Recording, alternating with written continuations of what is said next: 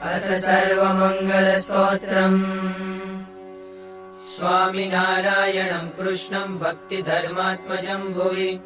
प्रादुर्भूतमहं वन्दे पातुं सद्धर्ममासुरात्। कलो घोरेऽपि यद्भक्तोऽष्टाङ्गयोगश्रमं विना सद्यः समाधौ तद्धाम गोलोकादिसमीक्षते। यन्नामोच्चारणादेव मलोगाः कलिसम्भवाः सद्य एव विनश्यन्ति तमीडे धर्मनन्दनम्। नाम्नां सहस्रं तस्याहं ब्रुवे सत्सङ्गी जीवनात्। उद्धृतं यस्य पाठेन सर्वं तत्पठितं भवेत्।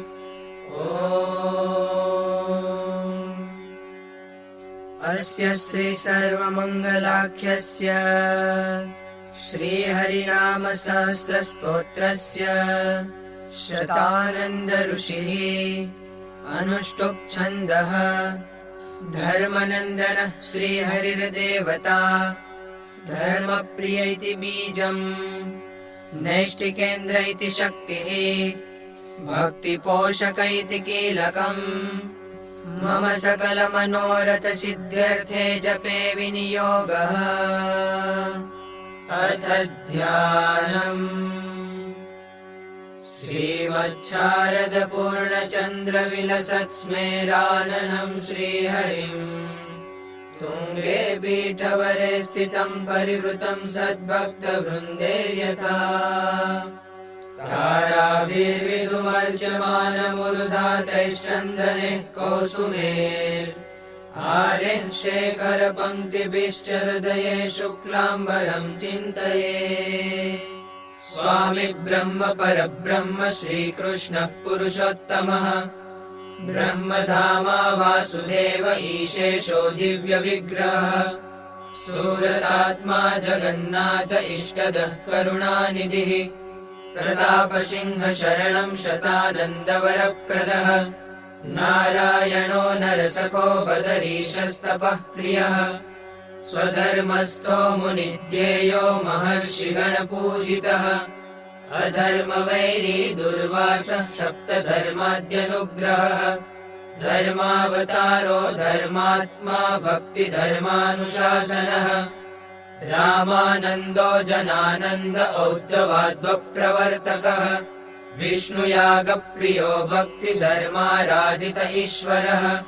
वृन्दावनेन्दुर्वरदो मुनिसङ्गहितावहः द्रोण्यर्तिहर्ता विघ्नेशो धर्मसङ्कष्टनाशनः भक्तिधर्मात्मजो भूमा भक्तिधर्मतपः फलम् सावर्णिकोत्रतिलको मध्वाद्यनवमी जनुः जनमङ्गल दिव्याङ्गो नराकृतिरलौकिकः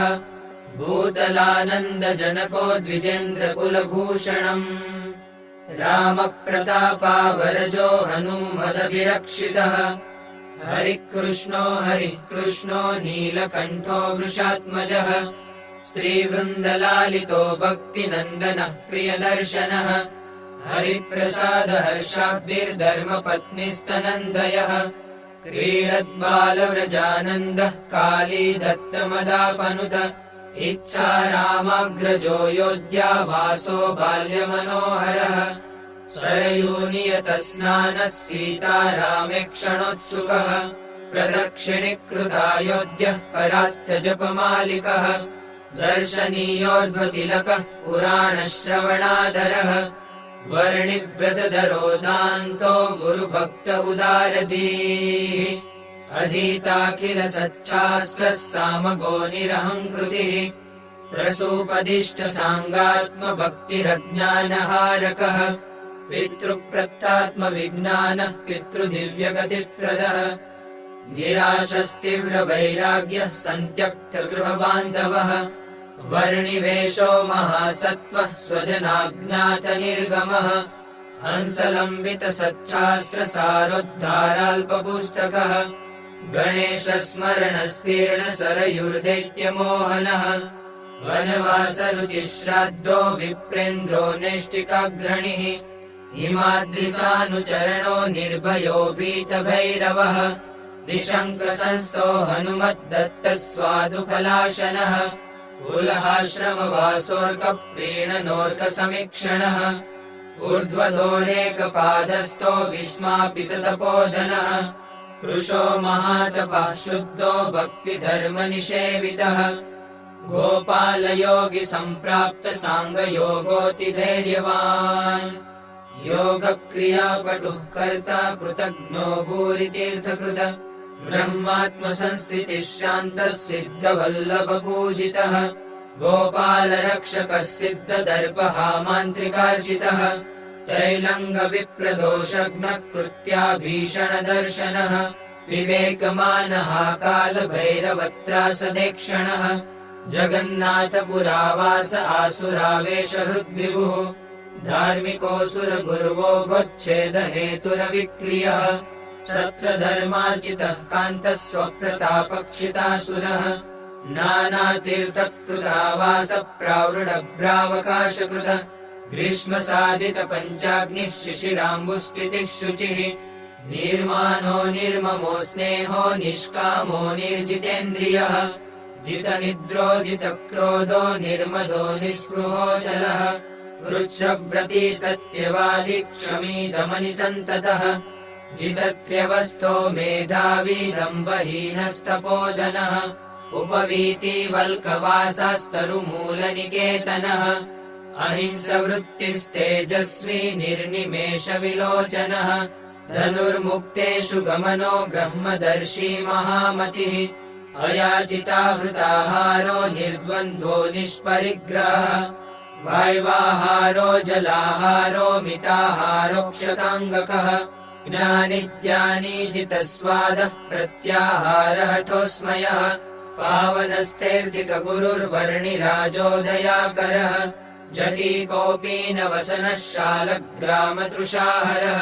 शिवाप्तसक्तुरक्षोभ्यो निसङ्गोऽध्यात्मवित्तमः सदा समाधिरानन्दी निर्दोषो दोषनाशनः कान्तारगतिरेकाकी सर्वसाधुगुणालयः तीर्थिकस्तीर्थधर्मग्नस्तीर्थस्थाधर्मनाशनः अनाद्रतवपुः सौख्यः प्राणायामपरोव्रती ऋषिवृत्तिर्मुनिर्मौनी निर्विकल्पोऽल्पभाषणः वस्त्रपूतोदकपिबो यावदर्थाङ्गचेष्टितः ब्रह्मज्ञस्वेरवर्तित्वबोधिग्रन्थविवर्जनः निरुपानदपृष्ठाद्वा घोरारण्यचरोभ्रमः स्त्र्यङ्गगन्धासहोऽसक्तो जडाङ्गिरसवर्तनः ऊर्ध्वरेता ब्रह्मचारी योगी योगज्ञसन्नतः योगीन्द्रदुश्चराचारः सौराष्ट्रजनपावनः लोजलोकमहानन्दः साधुः साधुप्रपूजितः अनुच्चारितदुर्वाक्यो मधुराक्षरभाषणः त्यागिमान्यो महायोगी सदाश्चर्यक्रियस्थिरः ध्याताध्यातृमनोदर्शी मनस्वी मानदो मृदुः प्रश्नोत्तरपटुर्वेद तत्त्वज्ञो बुद्धिमान् बुधः उद्धवेक्षोत्सुकोऽनन्तः पत्री एकपटुः प्रभुः पत्र्युत्तरज्ञातनिजैश्वर्यसाध्वतिमानितः रामानन्दस्वामि वीक्षानन्दः साधुप्रियप्रियः गोधन्याप्तमहादीक्षो गुरुसेवापरो यमी भक्तो नारायणमुनिः सहजानन्द आत्मद्रग गुरुमान्यो गुरुप्रेष्ठो गुर्वन्तिककृताञ्जलिः गुरुवाग्नाकृततत्पार्श्वोपवेशगमनक्रियः नारायणानन्यमतिरेकान्तिकमुनिप्रियः वर्णीन्द्रो नैष्टिकप्रेष्ठ एकान्तिकसदर्चकः यशस्वी भूरि तेजस्वी वैदिको ब्रह्मवर्चसी सन्न्यायवर्ती निर्द्वेषो भक्तिहर्षविवर्धनः गृहीतहितवाक् सर्वभूततत्त्वविदूहवान् सत्यप्रियः सत्यपरो निष्कामनरवल्लभः अद्रोहकः सदोद्योगी षडूर्विविजयक्षमः धर्मकार्यक्षिप्रकारी दीर्घदर्शी विचारवान् देशकालाद्यविहतः स्वस्वरूपाचलस्थितिः सत्तमोदमधृद्रक्षो विनीतः स्मृतिमान् ऋजुः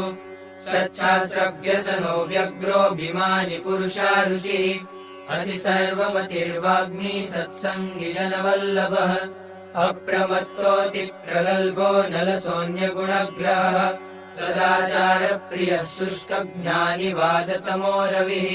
कृष्णार्पितान्नगन्धादिदेवतापितृयाजकः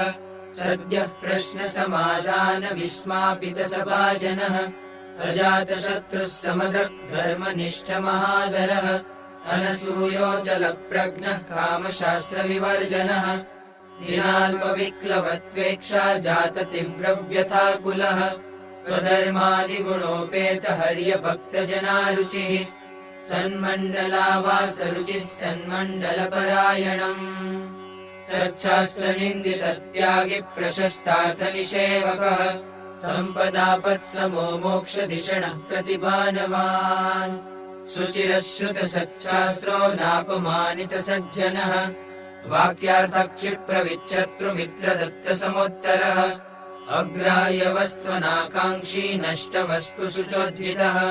यथोचितसमारम्भः सफलारब्धसत्क्रियः सच्छास्त्रानुगतप्रज्ञो दैवपितृस्वकर्मकृतः अपैशून्यकृतद्यूतः पापि संसर्ग्यनादरः ब्रह्मनिन्दाश्रवः खेदः स्त्रीप्रसङ्गभृशारुचिः अकार्याचरणरीतः समयोचितभाषणः निर्लज्जानतसद्विप्रगुरुदेवपदाम्बुजः मुक्तानन्दानुगस्तुष्टो गुणाब्धिः सन्मनोहरः गुरुदत्तजनस्वाम्यः सुरम्यविषयारुचिः गुरुयाचितभक्तान्तदुःखस्वप्राप्तिसद्वरः अतिमानुषसत्कर्मा सुखसेव्योऽखिलेष्टदः प्रपन्नाभयदः श्रीमानुत्तमोत्तम आत्मवान् आपत्रितयहृद्वार्तः सदसद्व्यक्तिवित्तमः सत्पतिः सर्वहितकृत् ज्ञानदो भवमोचकः भूरिप्रतापो निर्मोहो महाराजो नृपार्जितः अदृश्यो विकृतो जय्यः शरण्यो भक्तवत्सलः अतर्क्योऽनुपमोपारो प्रमादो व्यय उज्ज्वलः धर्मसंशी धर्महेतुर्वेदगूढार्थबोधकः कालमायाभयत्राता भक्तवर्मसुमङ्गलः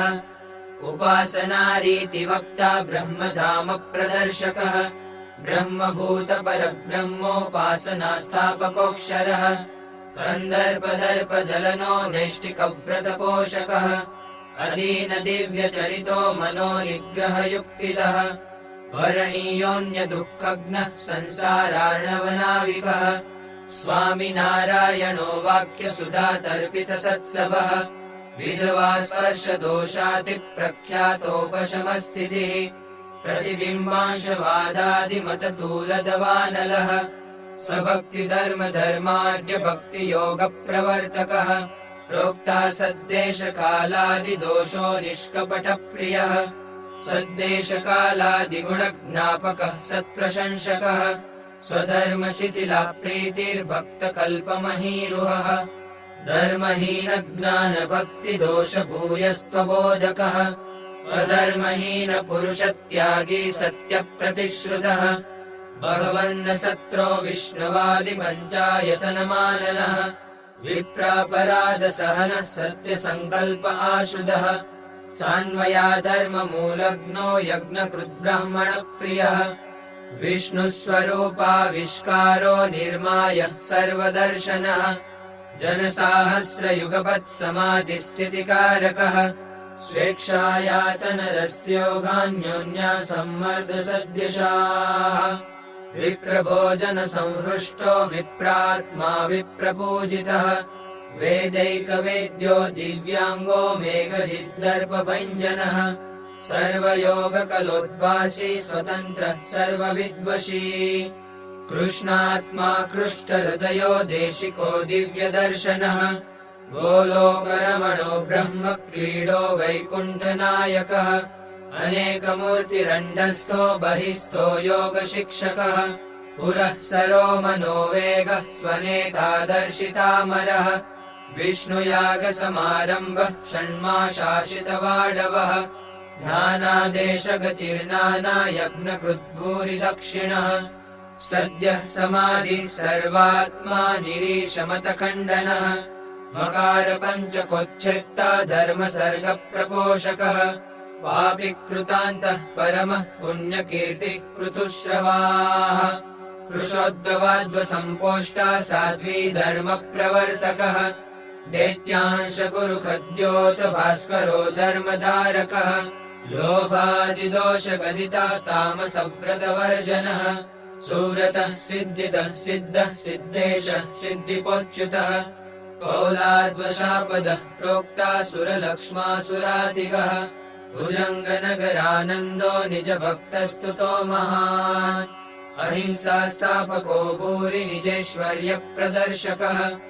दूरदेशस्थात्मभक्त साक्षात् स्वदर्शनः सच्छास्त्रोदित सत्कीर्तिरात्यन्तिकगतिप्रदः पराल्पकोपकारातिस्मरणः सर्वभाववित परापकार साहस्र विस्मृतिः कोमलान्तरः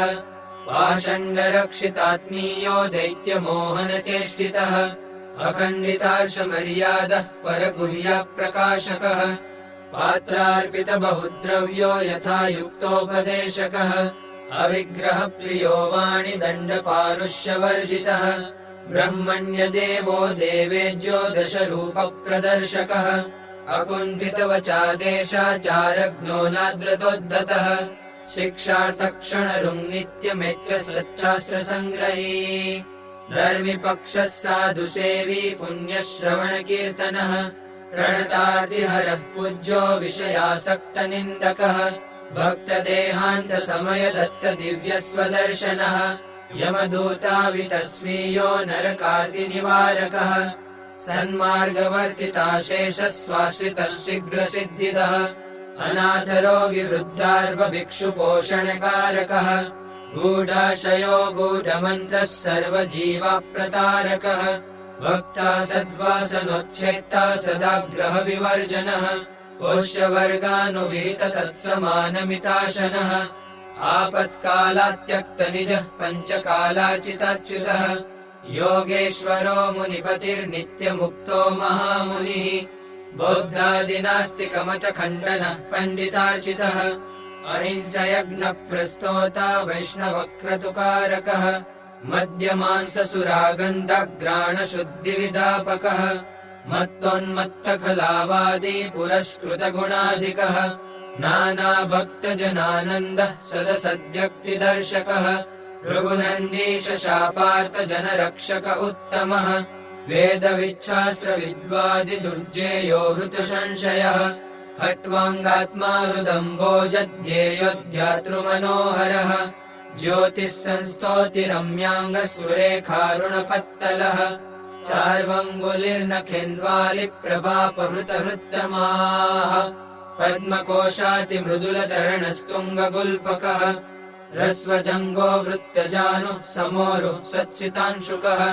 गम्भीरनाभिराजानुभुजस्ततभुजान्तरः कण्ठलम्बितहारालिः कम्बुकण्ठोरुणाधरः प्रफुल्लपद्मवदनः कुन्ददन्तोमितस्मितः तिलपुष्पाभनासान्तः श्यामबिन्दुः समश्रवाः वामश्रवोऽन्तरः श्यामबिन्दुः पद्मदलेक्षणः विशालबालतिलकः सूक्ष्मवक्रशिरोरुहः शिरः पटलसत्पुष्पापीडराजिः स्वभक्तधृक अवतारी भयत्राता भयराजवरप्रदः कृतदुर्गपुरावासः क्रोधयन्ताद्भुतक्रियः नानादेशप्रेषितः स्वभक्तनाशितदुष्क्रियः असुरक्लिष्टसत्सङ्गः सान्त्वनः साधुवल्लभः सद्रोहि गुरुभूपाल शिक्षकक्ष्मेशराज्यदः गवेन्द्रार्चितपादाब्जो गवेन्द्रवरदो नगः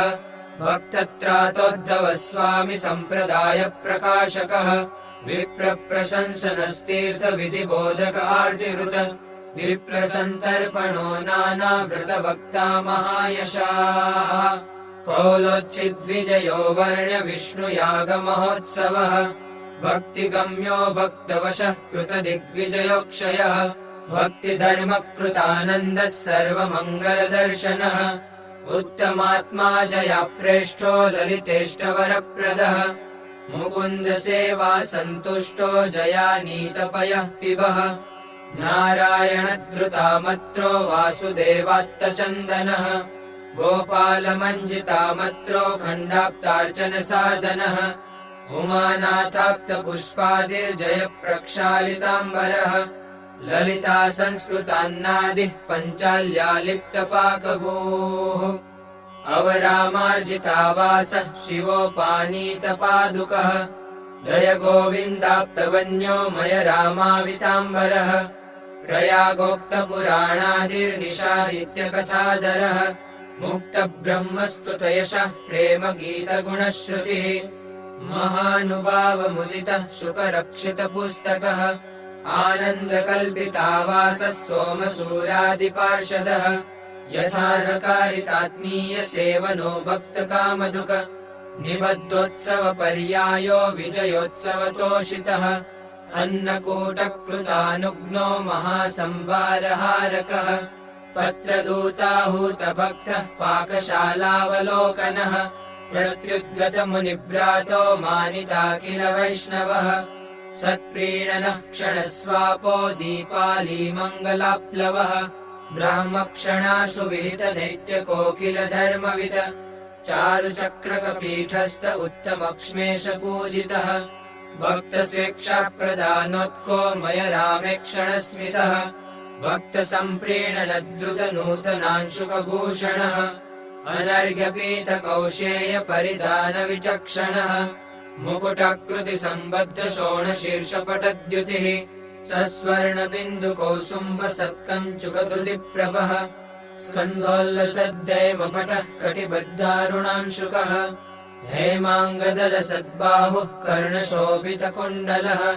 कण्ठलम्बितसस्वर्णमुक्ताहारालिशोभनः चञ्चत्सुवर्णकटकशृङ्खलाभकरद्वयः सद्रत्नखचितस्वर्णमुद्रिकाशोभिताङ्गुलिः सत्केसरोर्ध्वतिलकः सरक्ताक्षतचन्द्रकः अवतंसोल्लसत्कर्णश्चलत्कौसुमशेखरः सुगन्धिपुष्पहारालिदर्शनीयो मनोहरः गजेन्द्रगमनोर्कांशुचञ्चद्वासास्मिताननः उच्चरम्यासनासीनो मुनिमण्डलमध्यगः सोमवर्मो धृतच्छत्रो मुकुन्दधृतनक्तकः अलयभृगुचिद्रत्नदण्डचामरवीजितः सूरनाञ्जात्तव्यजनो जपमालालसत्करः उशीरचारुभ्यजनकरोत्तमकृतादरः स्वेक्षणानन्दितस्वीयः श्रुतकीर्तिर्निजार्जितः विप्रसात्कृतवित्तौघो दानशूरो निरेषणः उन्मत्तगङ्गाप्लवनो दीपावलिमहोत्सवः नित्यकर्माधरो नुत्नवसनो दीनवत्सलः सदर्चितोन्नकूटेक्षो रमारञ्जनभोजनः सदाशनो बद्धकटिः स्वभक्तपरिवेषणः भक्तभुक्तिक्षणानन्दः सदानन्दो महाशयः सत्सङ्गदीपको भक्तशिक्षादक्ष उरुक्रमः धर्मरक्षाकरः स्पर्शविवेको धर्मसिद्धिदः निष्कामसिद्धिदस्त्यागि सेव्योद्वैतो जपप्रियः एकादशिव्रतविधिप्रवक्तेकादशीश्वरः प्रबोधनिव्रताचारो महादानप्रतोषितः मुनिप्रतोषो विदुरनीतिशास्त्रप्रशंसनः अक्षरस्थो मुनिव्रातस्तुतो योषिद्गणेडितः भक्त्यैकतोष्यो भक्त्यात्मा भक्तग्राममहोत्सवः वृत्तालयपुरावासो भक्तसङ्गसुखप्रदः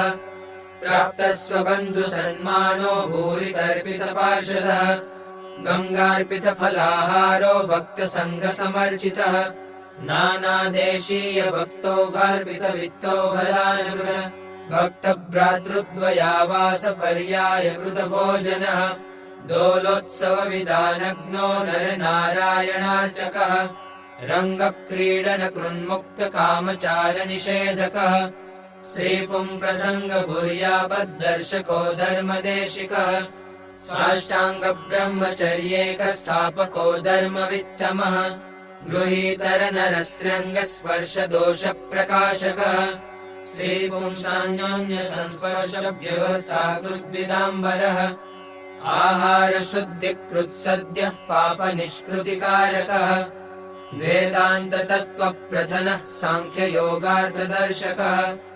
अदाम्बिकप्रियो तृष्णो गुणग्राही गुणप्रियः पुराणश्रवणोत्सुक्यः पुराणविधिबोधकः श्रीमद्भागवतः श्रोता श्रीमद्भागवतार्चकः श्रीमद्भागवताभिज्ञः श्रीमद्भागवतार्पकः श्रीमद्भागवतोत्कृष्टपुरश्चरणकारकः जन्माष्टम्युत्सवापूर्णजीववर्ममनोरथः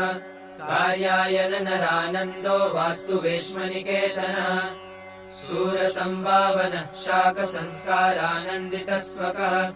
नागटङ्कजनप्रीतः शुकप्रश्नकृतोत्तरः चान्द्रायणव्रताराध्यः पञ्चालजनपावनः शिवरात्रिव्रताचारः कृतदोलामहोत्सवः द्वैताद्वैतार्थनिगमहार्दबोधी दिव्याङ्गभक्तिधर्मादिरूपप्रेक्षयितामृतः हेमन्तार्चास्तुतिप्रीतो जीर्णदुर्गजनार्जितः कृततीर्थविधिर्विप्रभोजनो भूरितो भवः दुर्गभक्तातिसुखदः कृतकृत्यो जगत्पतिः रहस्तो गूढसङ्कल्पो हरिमन्दिरकारकः महारम्भः सदा स्वस्थः कलिदोषहरोद्यमः कृतः श्रीनगरावासो महासंभारसाधकः श्रीपुरेशार्हितः सभ्यः पूर्तकर्मप्रशंसकः नरनारायणार्चा संस्थापकः पौरमानितः क्षेत्रमाहात्म्यगदिता महोत्सवविधापकः एकाः भोजिताशेषपौरविप्रो बहुप्रदः पूजोत्सवव्यवस्थाकृद्गाङ्गेयप्रार्थितो मनुः भुजङ्गपुरभक्तादिप्रीतः पौरप्रपूजितः नरनारायणप्रतिष्ठापको विप्रपूजकः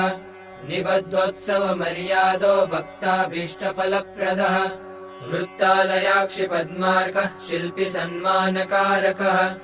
लक्ष्मीनारायणाद्यर्चा स्थापकोर्चितभूसुरः मुक्तादिष्टोत्पथच्छेदश्चित्राचार्चाप्रवर्तकः द्वारिकाप्रेषितसुहृत्तीर्थभाष्यकदर्शकः सत्राताद्वारिकेशात्मा भक्तापद्दर्शनाक्षमः सच्चिदानन्दवरदो लक्ष्मीनारायणात्मकः वर्धितक्षेत्रमाहात्म्यस्तप्तमुद्राङ्कितस्वकः मुक्तात्मात्रियुगोवादिजेतानुयुगसम्भवः असुराविदितेशत्वः प्रकटेश्वरलक्षणः अन्तः संशयहृद्वार्तो दुराचारविमोचनः अशस्त्रोदिषणाशस्त्र आसुरावेशकर्षणः लड्डुकादिष्टगणपः सिन्दुरादिष्टमारुतिः वृत्तालयप्रियो धर्मजन्माहार्जितसद्विजः महासभासनो दत्तविद्युपातसुतद्वयः पुत्रविन्यस्तगुरुतः पुत्रसात्कृतसंश्रितः सदो विभक्तदेशादिः सम आचार्यशिक्षकः भक्तिजन्माः भक्तौगदर्पणश्चित्रिताधिपः नृपामात्यार्थितः पौरप्रीतो वटपुरागमः मन्त्रिप्रत्युद्गतो नानावाद्यवादकसंवृतः सालङ्कारगजारूढश्चारुचामरवीजितः द्रक्पाविदजनभ्रातः सिंहजिनृपपूजितः स्वप्रतापपराभूतविद्वद्वैरिकृतानतिः सिंहजित्संशयच्छेत्ता भक्तिरीतिप्रदर्शकः रघुवीरार्पितः स्वीयभूषा वित्तनवांशुकः सर्वजीवहितः सर्वसच्छास्त्ररसदोहनः अनाकुलमनः शिक्षापत्री लेखनकृत्स्वभूः सामान्यधर्मवचनो विशेषवृषवर्णनः निगमाद्यष्टसच्छास्त्रातिरुचिः शास्त्रसारविद विशिष्टाद्वैतमतधृत्साकार ब्रह्मवर्णनः रामानुजकृतग्रन्थः श्रुतिपाठप्रवर्तकः गृहीतविठ्ठलेशोक्तव्रतोत्सवविधिः सुधीः यथाधिकारसद्धर्मवक्ता वैदिकसम्मतः शिक्षापत्रि स्थापितः स्वमाहात्म्यः पाठसिद्धिदः सद्धर्मातिप्रवृत्तिच्छु शिक्षापत्रिप्रवर्तकः प्रमोदिताश्रितजनो नरनारायणे क्षणः महादोलोत्सवो योध्या प्रसादार्पितसद्वसुः धोरेयस्थापितः श्रीमद्राधा मदनमोहनः पुत्रोपदिष्ट श्रीकृष्णमन्त्रदीक्षाविधिक्रमः प्रोक्तदीक्षितसद्धर्मः कृष्णपूजाविदापकः प्रोक्तापराधनिर्हारः क्षमासारः सदर्शनः श्र्याचार्यपत्निशिष्यत्वस्थापकः शिष्यशासनः पुत्रदत्तमहादीक्षः पुत्रदीक्षितपूरुषः स्नुषादीक्षितयोषः श्रीराधाकृष्णेष्टदेवतः सत्सङ्गिध्येयसन्मूर्तिरेकान्तिकपरायणम् पुत्रप्रोक्ताब्दिकाशेषव्रतोत्सवविधिक्रमः गोपालप्रश्नसंहृष्टस्त्यागिधर्मोपदेशकः लोभोन्मूलनधीदाता कामोत्खननयुक्तिदः दुर्जेयरसजिद्बोधो निःस्नेहत्वविधापकः मानसर्पविषत्राता कृष्णेकान्तिकशंसनः सधर्मज्ञानवैराग्यभक्तिबोधनपाटवः ज्ञानस्वरूपनिर्णेता नियन्ता पुरुषात्मकः प्रकृतिशो महाकालो मायेशो व्यकृतात्मकः हिरण्यगर्भस्तत्त्वात्मा तत्त्वलक्षणलक्षकः वैराजोऽखिलविश्वात्मा बुद्धिप्रेरक ईशिता जीवेश्वर ब्रह्म माया रूपयाथार्थ-बोधकः निर्गुणो गुणवृत्तिज्ञो बद्धजीवविमोचनः भक्त्याराध्यो महादेवो ज्ञेयो ध्येयः प्रकाशकः शेषीकृताक्षरपरः श्रीकृष्णः कालकालनः कृष्णसेवाहीनमुक्तिचतुष्क्यच्छापहापकः आदिष्टसाङ्ख्यसिद्धान्तो निजज्ञानफलप्रदः ऋष्यात्मकश्चतुर्वर्णाश्रमधर्मनिरूपकः षट्कर्मविधिनिर्णेता गायत्रीमन्त्रदैवतः स्मार्तवक्ता श्रौतवक्ता विप्रधर्मविशेषविदः जीविकावृत्तिनिर्णेता हेयोपादेयबोधकः आशौचनिर्णयश्राद्धविधिवक्ता विधिप्रियः कलिहेयार्थनिर्णेता राजधर्मनिरूपकः पतिव्रता धर्मवक्ता विधवा धर्मरक्षकः नानाव्रतसमाराध्यः पूजाविद्युपदेशकः स्पर्शनिर्णयकृद्वानप्रस्थधर्मप्रदर्शकः सन्न्यासधर्मगलिता साङ्गनिष्कृतिबोधकः जीर्णदुर्गस्थापितः श्रीद्वारिकेशादिरात्मदः ब्रह्मचारिधर्मवक्ता बृहद्धर्ममहादरः दुर्गालयस्थापितः श्रीगोपीनाथोऽखिलार्थदः सहाङ्गयोगोपदेष्टा पिण्डब्रह्माण्डनिर्णयः भूतस्वरूपनिर्णेता वायुभेदनिरूपकः कालज्ञानवदो योगसिद्धिहेतुप्रदर्शकः शतानन्दस्तुतस्तुत्यो भक्तवाञ्छितपूरकः शिक्षापत्रिग्रथनकः शिक्षापत्रीविधिब्रुवः शिक्षापत्यर्थसन्तुष्टो लीलासन्दर्भकारकः निर्वासनस्तिरोधानलीलासम्मोहितासुरः वैमानिकवृतो हृष्टदेववृन्दसमर्चितः स्वार्चप्रादुष्कृतेश्वर्यो दत्तप्रत्यक्षदर्शनः भक्तेक्षाहसितः पुष्पाद्युपाहर्तान्नभोजनः क्षीरपोनीरपस्वोपयाचकेष्टाशु सिद्धिदः पुत्रदो वित्तदो विद्याप्रदो वैरिभयापहः अपमृत्युहरो भुक्तिप्रदो मुक्तिदाश्रयः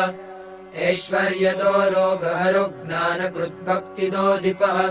समाधिदस्तमोहर्ता सर्वमङ्गलमङ्गलम् इत्येतत् श्रीहरेर्नाम्नां सहस्रं परिकीर्तितम् स्वरूपगुणचारित्रानुबन्धिप्सितसिद्धिदम् एतद्धि परमं स्तोत्रं सर्वमङ्गलसंज्ञितम् यः पठेत् शृणुयाद्वासौ नित्यं मङ्गलमाप्नुयात् धर्मसर्गे मतिस्तस्य स्थिरा स्यान्मुक्तिदायिनी जयेद धर्मसर्गं च बन्धहेतुं स सत्वरम् भुक्तिं मुक्तिं तथैकान्तभक्तिं चास्य प्रभावतः देहान्ते च हरिर्धाम गोलोकं प्राप्नुयाद्धि सः तस्मादेतत् सदा भक्त्या पठनीयमिहोद्धवैः भक्तिः पुंभिर्द्विजैः स्त्रीभिः सच्छूद्रैरपि दीक्षितैः नेतत्खलाय दातव्यम् न धर्मशिथिलाय च न भक्ताय क्वचिद्देयम् देयम् भक्ताय सर्वथा एतत् सदा मङ्गलकारि पुंसाम् तथाखिला मङ्गलनाशकारी स्तोत्रम् भवत्युद्धववर्त्मभाजाम् यतोऽधिकम् किञ्चन नास्ति पाठ्यम्।